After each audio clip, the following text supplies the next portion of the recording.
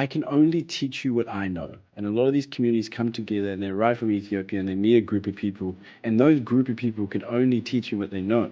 What they know is how to drive taxis. You learn to write the way your teacher writes, right? If they link, you link. If they start, you start. But unless you solve the root issue, you keep coming back. Or you solved the wrong thing because you haven't validated. You only saw the face value.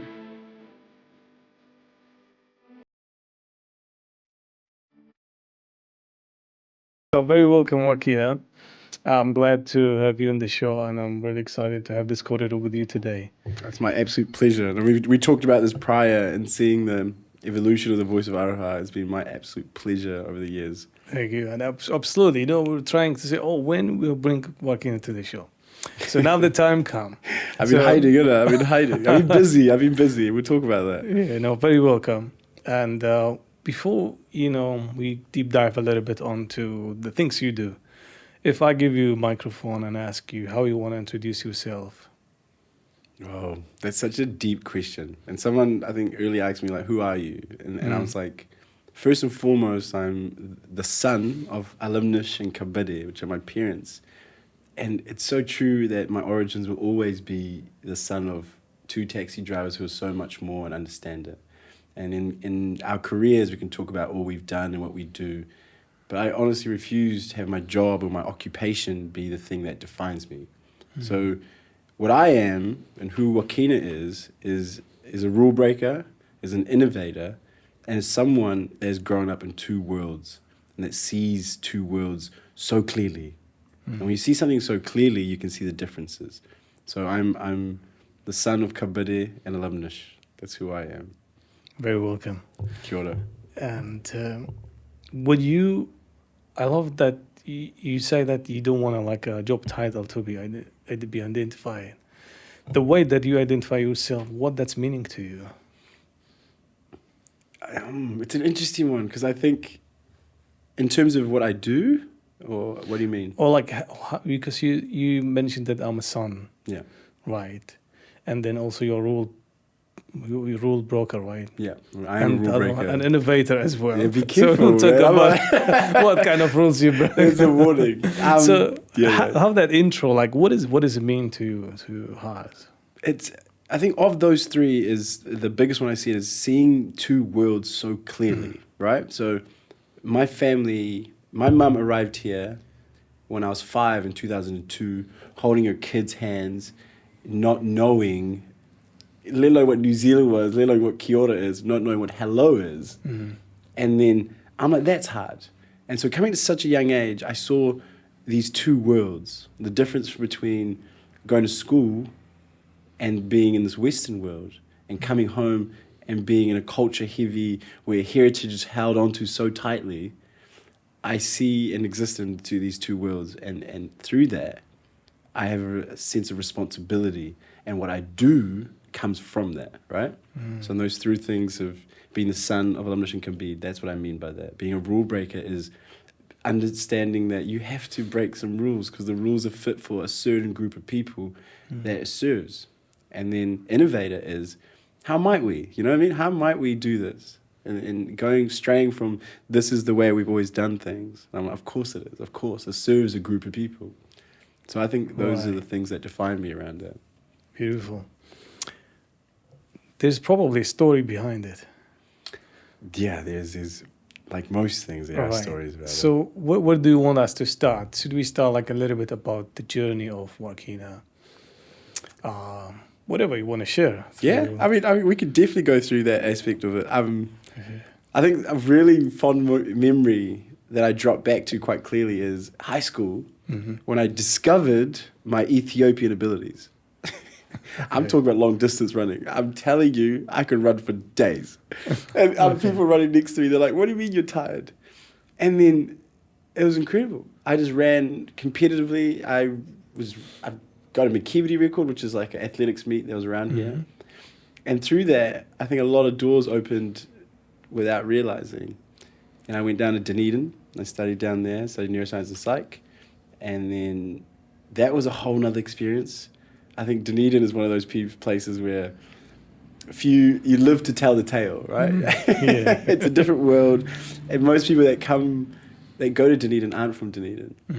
And then I arrived back in Wellington, where I worked as a community manager with a lot of startups and founders, which I really found home at. I was surrounded by very, very smart people at such an age where I needed leaders, and they were rule breakers. That's what I mean. Like anything in terms of a startup world, there's a difference between opening up a shop and starting a startup, in my opinion. There's no blueprint. You know, it's in the dark. It's this innovation or playing into different ways. They're flipping it and they're making something out of nothing. So being surrounded by that kind of view and mentality at early 20s, I knew exactly what I needed to do. Wow. Yeah, and Yeah. I think there's a lot of other jobs in between there that comes Right, up, yeah. and they were cool. One of my favorite titles was the Ideas Factory Manager, where it was one of the digital agencies. And in my role, I just worked with a lot of startups to come up with ideas. So I had developers and designers. And just last year, I was elected into the African Community Council. Last year, I was studying to be a developer, which I finished, which was sick. And then during that period, I had a lot of time. So I went deep into the African Community Council and fought for the establishment of the Ethnic Advisory Group for Wellington City Council. And those are two major roles that I currently sit on. Wow. Just a great. Yeah, that's a quick snap. And I love it, you know, how you connected the two things that are important, which is the innovator and the rule breaker. And that one in a good way, in a way that you are challenging a system or creating new ideas, right? So can you tell me that kind of relationship between those two? Yeah. Tell us maybe a little bit about what is the innovator ideas, because now you are part of a community and starting up to make the community move and active. Yeah, definitely. And well, I've always been part of the community. Of course, you are part. I mean, no, but I hear you. I'm in a position where I can influence some change right now, and yes. and I'm okay with that. And as a result of the things I've done in the past, I can comfortably make decisions knowing why. So, but based on that regard, one of the biggest things was validation. So we've got to validate a problem. Right. So often we think it's the high level thing. You see something and you go, that's the problem. And you go, wait, are there underlying issues that if you solve this will happen again? Because if you don't solve the underlying issue, it's like weeds, you know, when you go garden. Me and my dad have a garden, so I know weeds that keep coming.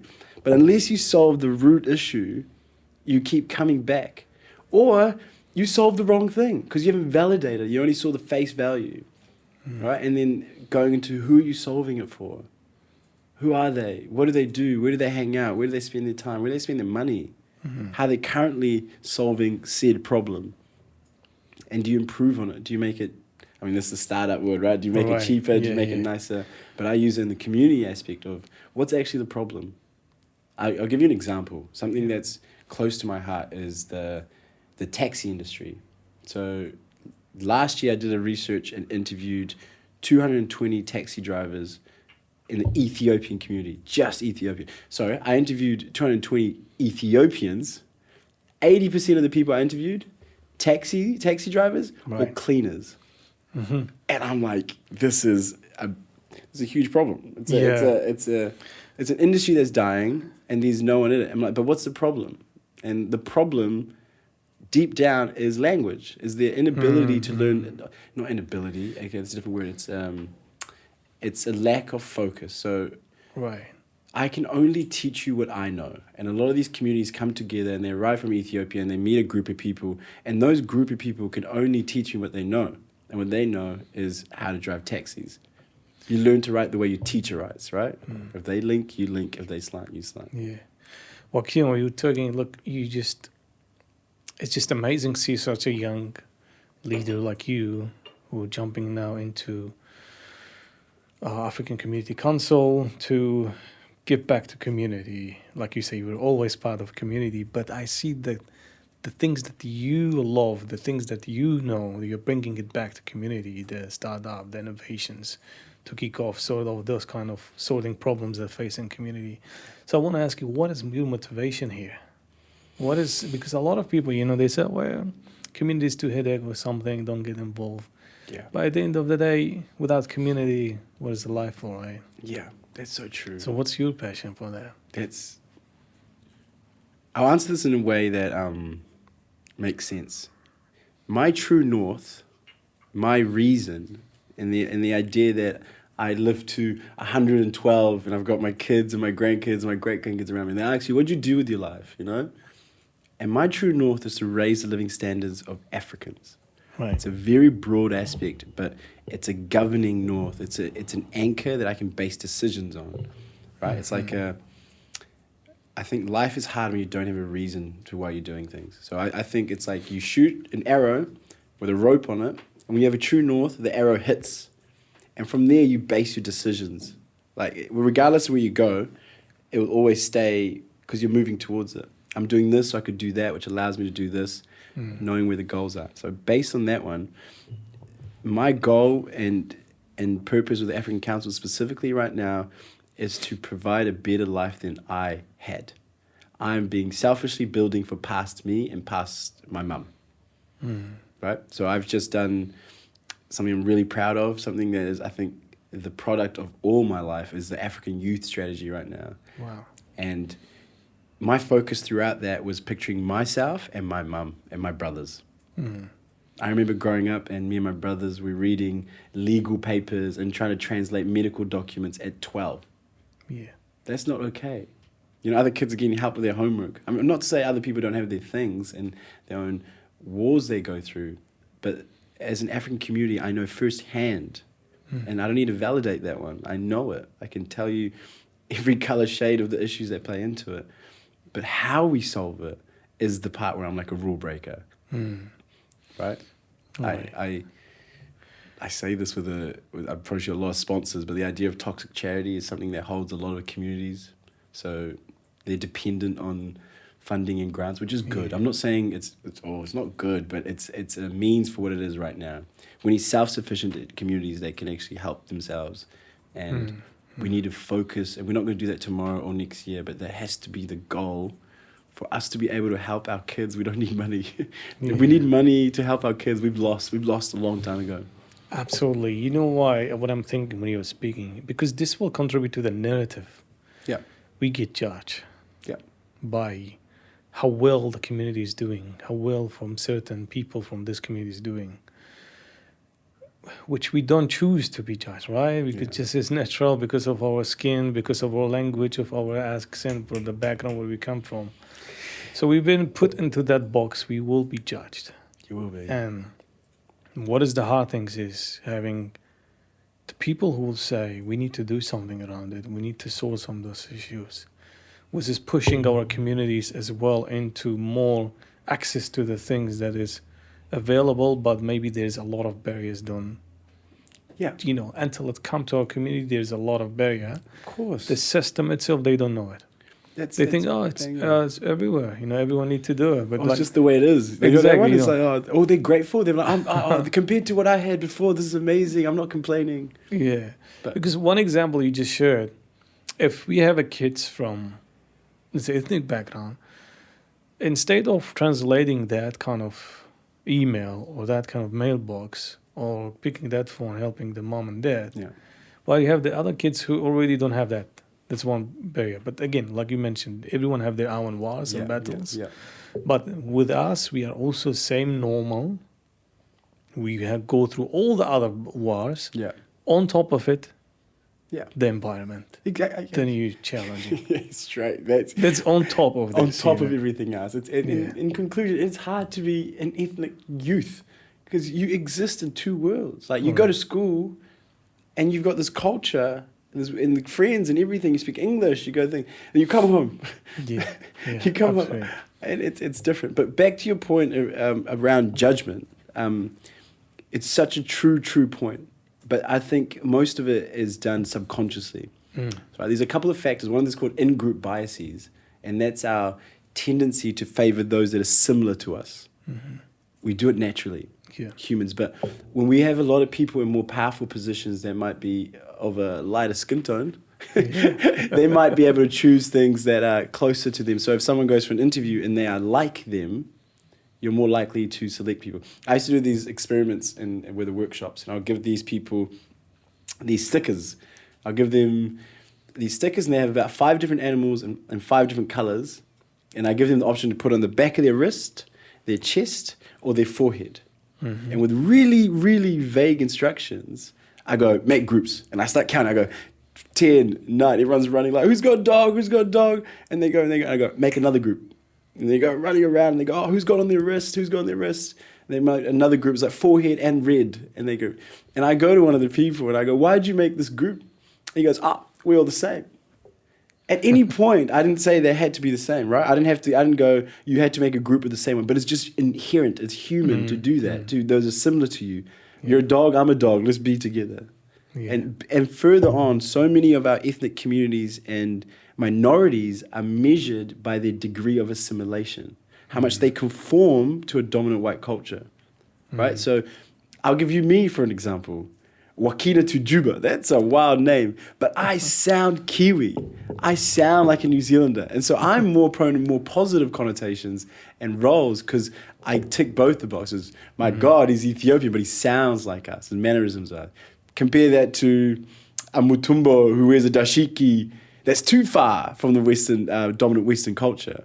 But that is diversity there, right? And with that, I did a lot of talks with these other companies around that. You miss out on so much when you do tokenistic hires or racially or ethnically based hires because they feel like they're there because to tick, and you feel like maybe there is. So what if you actually valued their differences? A migrant, oh my God, their capacity with like pressure and anxiety is going to be so they can handle anxiety. You know, you think this is anxiety, but that's a value for you, and you can utilize that rather than trying to make them fit into a box that you need them to. You miss out on so much more. Yeah. So I think that's a way to look at like progression and judgment is actually how can I utilize your difference? Absolutely. How can we win? Yeah, and that's So I want to ask you about your opinion, how you face these kind of things, or how it will be best solutions when a community or person get judged or they don't see the value of our differences. What is the right way to interact? You know, in the voiceofaroha, that the one things we do is to change that narrative. We've been asking since we established, because we've been especially refugee backgrounds people, you know, all the trauma, all the things that they mainstream media talk about. Yeah. What we do, we bring the people here. We tell the right story from the people itself. You take control back. You take the narrative back. Exactly, and it's so important. And a huge ode to the work you guys are doing behind the scenes because it is important. Yeah, we need to have a voice in these areas, and that's probably one of the biggest solutions. So, in your experience, Warkina, with all the things you've been involved around, how do you think? Like, what would be the best solution for both? Because at the end of the day, this is all will be our society. It's our home. We are living it together, right? Such a big question. I like it. What do you think to build a kind of like a platform of the bridge? Hey, just be normal. Just treat each other kindly. How we will do it, you know? There's an interesting one because there's one aspect I look at. One is, so with the strategy I just wrote, right. 90% of the focus internal. I don't care outside. I don't care what the government agencies do. So is that strategy called it I don't care? It is. It's named I don't care. Actually, you should read it. I'll show you. I am ruthless in it. I am ruthless in it because I'm a huge believer we don't have to wait in terms of bureaucracy to change. And you're like, who does change? It's like, just start working. So I'm like, what this strategy is a framework.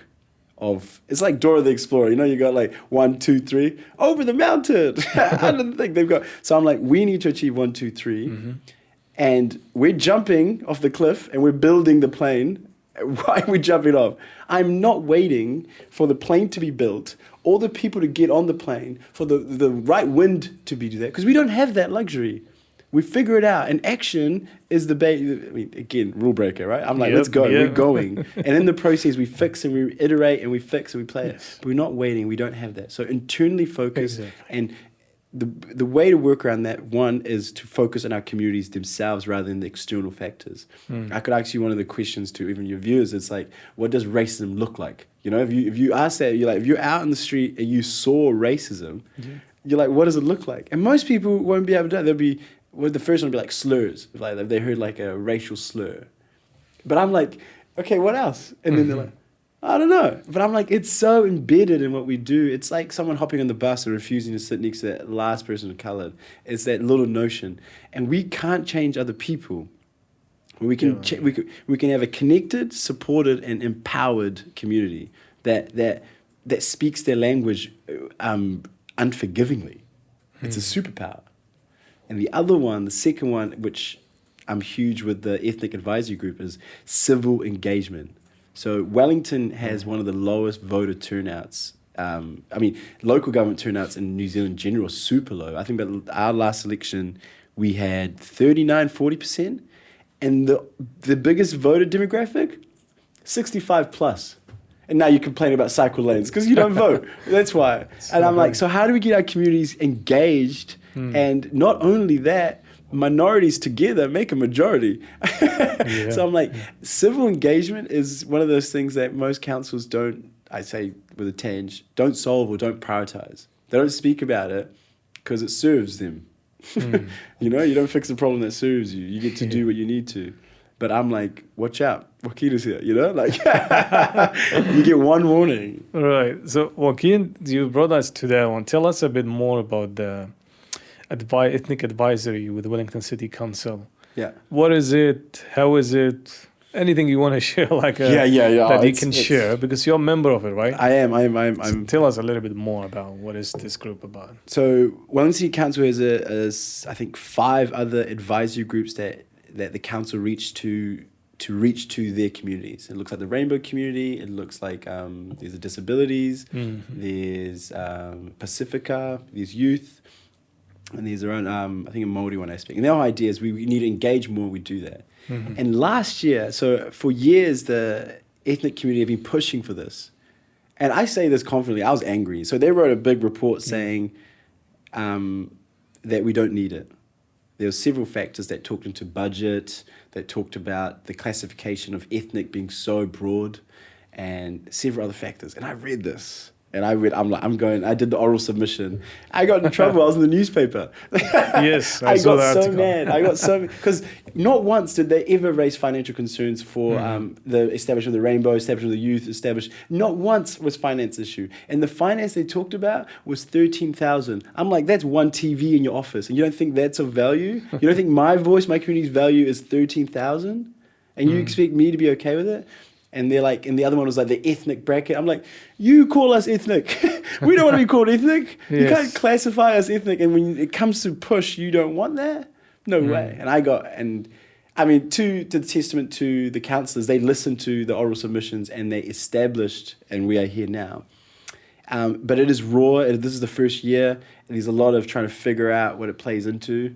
There's a lot of issues that can play into it, but there's also a lot of opportunities. And again, rule breaker. Right. I'm like, this is new. They don't know. We don't know. Let's break the rules. And we go, oh, sorry, we're not meant to do that.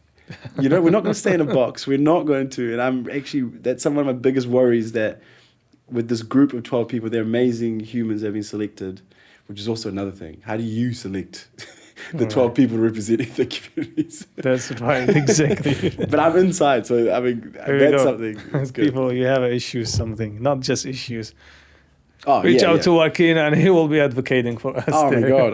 That's something with the advisory group. I'm like, we have to have like a legacy project. So Warkina, what the group will impact, how influence they will have on the policies or things council's doing? Great question. So we're at the first meeting today, and then we talked about there's a lot of event centre going on, and there's the long-term plan, there's the annual plan, there's amendment. And the sad thing is, like most people, they're not familiar with the policy and the process that work. So with the team themselves, they represent their community beautifully in that regard, but their ability to translate what's being said is a barrier. And so my biggest push would be with the chair is, we upskill the team. So them stronger is everyone wins. The whole community wins. If they know policy, if they know how the electoral system works, if they know what the long-term amendment bills, we win. And the other one goes right back to what I said before in terms of civic engagement in terms of voting, and this year's election year, I'm like, we have to find root issues that affect all our minority groups, rather than, because you're going to be like, the Filipino community need us, and the African Sudanese community that need us, and then you got the Chinese and Asian community that needs us, and you got the Latin American. If we keep putting out little fires, which we will do, nothing truly of substance occurs, right? Or like systematic change. That's why I'm like, if we focus, if we really, really like pin down on one or two things that all our work is anchored on, that affects all of us, we win. Rather than them dictating, I say them like the opposition. No, but they're good. They're doing, I mean, I understand council processes, and I love Wellington. You know, I'm one of the biggest advocates for, we live in paradise, we live in luxury, but that's not an excuse not to do more. You know? Yeah, and you know, maybe some people who've been watching this, they may understand that we are against this and that. Actually, whatever this is, it's advocacy. This is how democracy system work, that you have a voice of people to be heard. So it's not like about, you know, because we hate certain group or because it's this against this. It's about making sure to make the right decisions, the right policies, and having advisory group like this to help. It's a whole world. The Wellington's being built. You know, the future Wellington of tomorrow is being built, and frankly, who's at the table? That's all I'm saying. You know what I mean? Who's at this table? Wellington is getting changed right before our eyes into something else. There's something else. You're leaving a lot of people off the table. And when they try to catch you and they try to flip the conversation around, like there's like Pacifica, Tangata Whenua and their flight, and other. And others. And other. And I'm like, that other's quite big, and it's not a zero sum. So I think so often zero sum aspect, they say, for you to gain, I have to take away from this. I'm like, liar. No, that's not true. Not true at all. We established, a good friend of mine, Vera, she was behind the African Diaspora for Indigenous Rights idea, and we got all the Africans we could gather for Toi Tutiriti, and we marched together in solidarity and understanding what is happening is exactly what's happening around the world with colonial systems, and we stood strong right beside them, and it was beautiful. Nice, It was so beautiful. Great. We will to come back to that one, but I want to back to the two more questions about the advisory. Yep.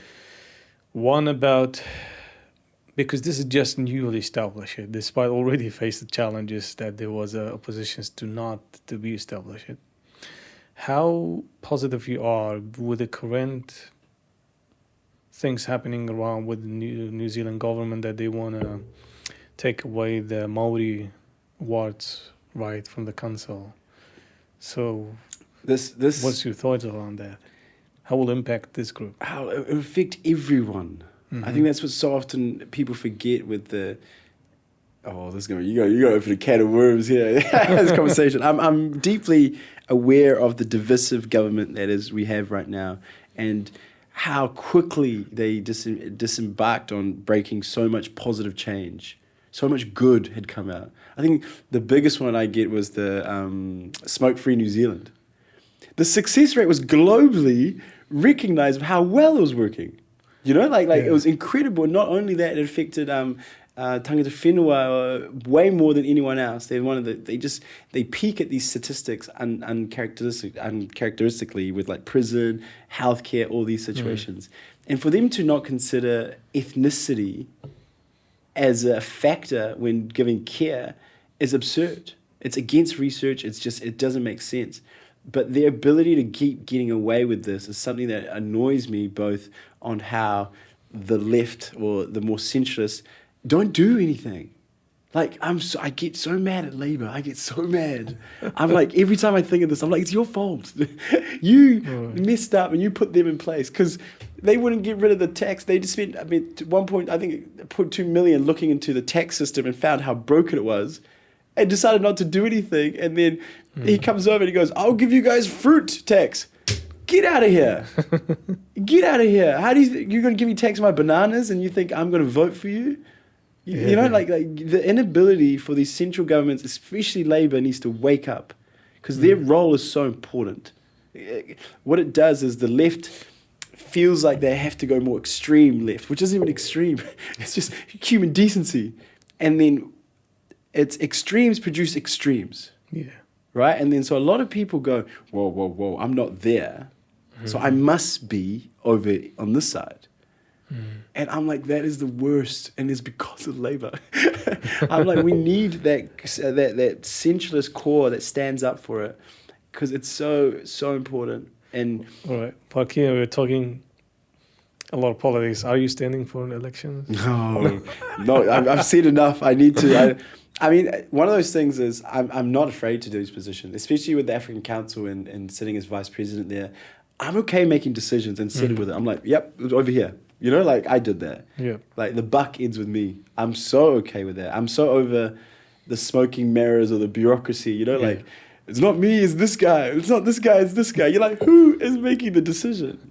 You know? Yeah. And so, like in that, I have no fear around that. And I know how most of these conversations are very human orientated, but people struggle, and that's what these politicians thrive on. If you're losing your job and your pay is not good and you're just hard, and if someone comes to you and they go, hey, it's not your fault, it's the immigrants, it's the Muslims, it's someone else, most people take that, they go, okay, it's not me, it's them, and they get behind that.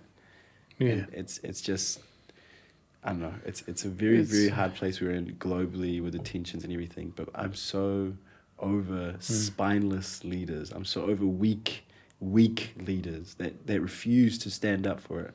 I'm like, why are you here? Why are you in this position if you don't want to stand up for human rights? If this doesn't... let's pause on that one. Yeah. Oh, okay. So maybe in future, who knows? But that's good that we have such a passionate people and genuine people who are fighting for issues of community. Good luck with all the work you will do with the ethnic advisory.